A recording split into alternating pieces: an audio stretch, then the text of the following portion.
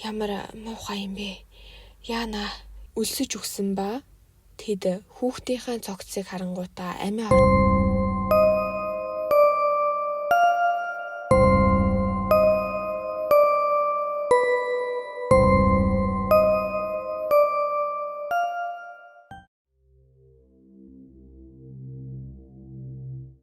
Энэ явдал 2022 оны 3 дугаар сарын хаврын амралтын үеэр тохиолдсон юм.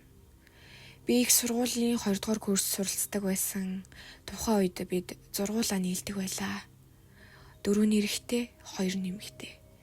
Matt, Chris, Tyler бас би болон 2 эмэгтэй нь Jess болон Sarah гэдэг байлаа. Бид өмнөд Калифорнигийн ой модонд хоногийн байр түрээслэхээр болсон юм. Зүгээр л хичээлийн тухай бодохгүй, утасгүй, тайван байхын тулд юм. Чанга дуу тавьж хүснээрээ ууж, дараа нь дурсаж инээлдэх, дурсамж бүтээх гэж бидний сонгосон түрээсийн байр 2 давхараа том цонхтой, 2 угаалгын өрөөтэй гэхэд үнэхээр хэмд байсан юм. Ойр хавьтай ой модоор хүрээлэгдсэн, ойрхон төв газар байдаггүй, хувийн эзэмшлийн газар дээрх нууртай ойрхон байшин байлаа. Байшингийн эзэн залуутай утсаар ярихад их бүдүүн хоолойтой, яриа муутай залуу байв. Тэр хэлэхдээ сониучрахаж битгий ойн гүн рүү ороорой.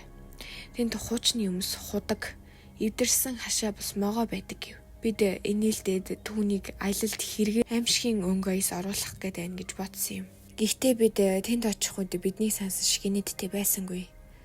Очих гэж маш олон цаг болж, явж очтол GPS унтарчихв. Замын сүүлийн хэсэг нь зүгээр л шороо хайрга байсан бөгөөд нэг машин л явхдуудын нарийн байлаа. Моднууд улам бүр шигүү болсоор л байв.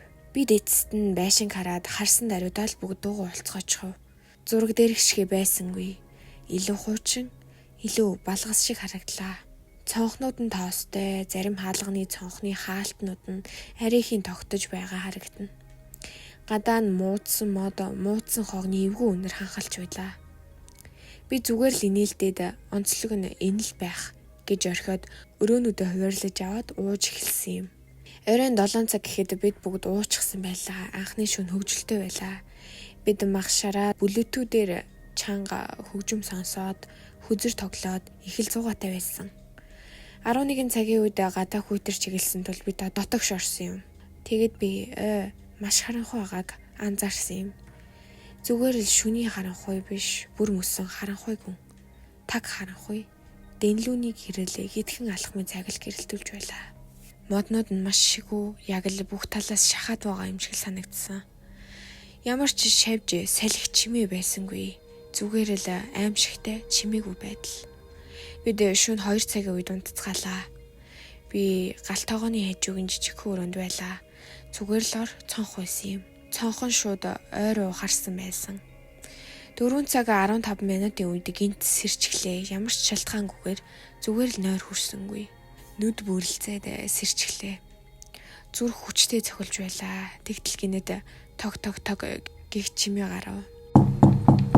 Эхэндээ би халаагуур гэж бодсон юм. Гэвч дахин давтагдлаа. Тогтмол дуурч байлаа. Яг л хурууны чимээ шиг. Би цонх руу харавал тэнд нэгээр зогсож байлаа. Тэр яг цонхны шилэнд наалтаж, арьсан цонхгөр үсэн сэгсээсэн цамцгүй зүгээр л над руу гөлрөө зогсож байсан юм. Ам нь баг зэрэг ангааж яг л амьсгалахад хэцүү байгаа юм шиг л. Нүд нь бүлтээж огт анивчихгүй тэр хөдөлсөнгүй. Тэр зүгээр л тэнд зогсоод зөөлөн чимээгүйгээр цонхыг тогшж байлаа. Яг л надаар тоглоод байгаа юм шиг л. Биеэж хөдөлгөж чадахгүй болсон юм. Удалгүй түүний тогших чимээ илүү хурдсан. Би өрөөний гаднах буудан дээр унтж байгаа Мэтийг дуудсан юм. Тэр сэрсэнгүй. Дахин чангаар дуудтал тэр сэрээд нойрмог байдалтайгаар яаваа гэв. Би юм дуурсангүй. Тэр ирлүүл заав. Мэт тэр дороо цочиж босоод хажууд байсан ширээнд ирэх юмсыг унгаачихав. Энэ тэр залууг айлгсан байх. Мэтик чийдэн бариад гартал тэр байхгүй болчихсон байв. Бид бүгд сэрцгээж охид сандралцгааж байв. Тайлер биднийг тайвшруулах гээд ямар нэгэн согтуу энтхийн нэг хүн явж байсан байх гэхэд Крис анчин магадгүй анчин төөрсөн анчин байх гэв. Гэхдээ тэр залуу намайг хараад байсан. Төөрөгүй гэдгийг нь би мэдж байлаа. Бид хаалгануудаа төгжиж том өрөөний цонхны урд буудан тавьж таглаад хэдэн цаг унталгүй суусан юм. Юу ч болсонгүй. Удалгүй өглөө болж гарч шалгатал нүцгэн хөлийн мөр хаасайгүй байлаа. Ажиглавал тэр хөлийн мөр цонх болгон дээр зогссон байлаа. Бүр нойлын жижиг цонхны урд хүртэл зогссон байлаа. Ингээд л бид нар явсан байх ёстой байсан юм. Бид тэнийг бас залуу байсан болохоор дахин нэг шөнө үлдэхээр болсон юм. Хоёр дахь шөнө өмнөх шөнтэй яг л адил эхэллээ. Ууж, наргиж, хөгжим тавьж, түүдэг хасаасан ч бүгд л нэг тийм айцтай байлаа. Бүгд л ойроо ажиглацгааж, жээс ч уусангүй, харин Крис жижиг хармааны худаг хармалаад явж байлаа. Бид оройтойд байшинд орж цонхоо бүгдийг нь цоожлоод хаалгануудаа давхар шалгаад унтахаар хөвтцгээв. Шөнийн 3 цаг 30 минутын үед майт ус уухаар галтогооны өрөөр явж байгаад миний нэрийг дуудсан юм. Би босоод майтыг хөрчгсөн галтогооны өрөөрөө зааж байгааг харсан. Тэнд нөгөө залуу зогсож байлаа. Энэ удаад дотор шалдан хөргөгч рүү хараад зогсож байв. Бид бүгд цочролд орох шиг л болж гэрлээ асаатал тэрээр алга болчихоо. Арын хаалга маш том онгойчсон ямар нэгэн эвдэж орсон уул мөр байсангүй. Бид төлхүүр төрөвч зэрэг хэсэг зүйлсээ гяс аваад сүлжээ орж ирэх газар хүртэл жолоогоо барьлаа. Удалгүй хөдөөний нэгэн уурхан тарж ороод юу болсон тухайгаа яртал тэр газрын эзэн яг л өмнө нь ийм зүйл сонсч байсан юм шиг тайван хүлээж авлаа. Бид байшингийн эзэнг нь хэлтэл тэр залуу мэдих шиг уулга галтаад тэр байшингийн эзэн нь хүн амны хэрэгээр шоронд суусан сэтгцийн асуудалтай залуу байсан гэсэн юм. Бид маш их цочирдсан юм. Үүнээс хойш би одоо хүртэл тэр намайг харж байхаа харцыг зүүдэлдэг.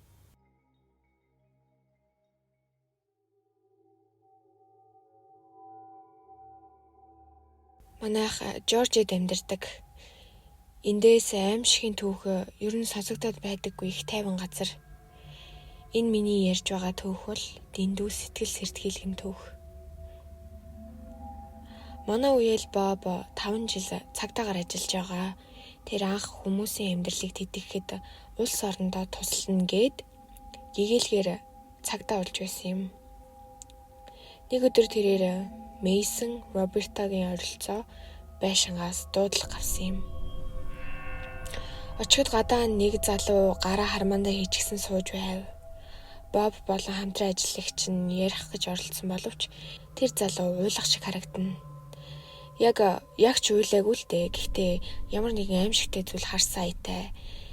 Ямар муухай юм бэ? Яана гэж өглөн сууж байв. Хамтран ажиллагч нь дахин цагдаа дуудах үед Боб бууга барин байшин руу нэвтэрсэн юм. Байшин руу орвол үнэхээр муухай үнээр анхилж гаал тоогоо том өрөөнд сүрчгсэн айтай л харагдсан байдаг. Бэлэн хоолны сав өрчгсөн, энд тэндгүй хоолны үлдэгдэл хаягдчихсан зүгээр л амар заваан байсан байна. Цааш явах тусам илүү өмхий болж Боб гараараа хамраа даран унтлагын өрөөрөө нь бууга барин явлаа. Унтлагын өрөөг нь онгойлготол орон дээр 2 цогцос байх ба саарл болчихсон ялаанууд эргэлдэж байх нь тэр. Тэр илүү ойртон харвал нэг нь эмэгтэй, нөгөө нь эрэгтэй байх ба арьс нь бүхэлдээ илэгдсэн, ам нүдээр нь ялаа орж гарan харагдана. Эмэгтэйг нь илүү ажиглавал илүү жижиг цогцос твэрсэн байх ба нэг Жон хүүхдийн цогцсны ам руу орох үед Боб тэсэлгүй гарч сөхрөн бөөлжж эхлэв. Илүү олон цагдаахан ирж дотор үзлэг хийж байх үед Боб болон хамтран ажиллагч нь гадаа байсан залуутай ярилцсан гэн. Тэр хэлэхдээ тэрвэр өгсөн залуугийн ажлынх нь найз ба тэр хэдэн 7 хоногийн турш ажилдаа ирэхгүй болохоор нь асуух гэж ирэхдээ энэ аимшигтай дүр зургийг харсан анхны хүн болсон юмсанж. Энэ гэрийн эзэд хэдэн жилийн өмнөх Ослоос олж хагалгаанд ороод өвчнөөс болж өвчин намдах юм уудаг болоод харин түүндээ донтож улмаар хар тамхи хэргэлдэг болсон байдаг. Энэ үеэр тэдний хүүхэд хэдхэн настай бяцхан хүүхэд нь өлсөж өгсөн ба тэд хүүхдийнхээ цогцыг харангуйтаа амиа орлсон байсан нь энэ южээ. Боб түүнийг харсны дараа уудаг болж, ажилдаа ч идэвхгүй болж, архины эмчилгээнд хүртэл явсан байдаг. Бид ярилцах болгонд тэр нэг л зүйлийг ярьдаг нь одоо хүртэл тэр хүүхдийн цогцсыг зүүдэлдэг тухай байв. Тэр хэлэхдээ хүүхэд зүүдэнд нь улайд л байдаг гэжээ.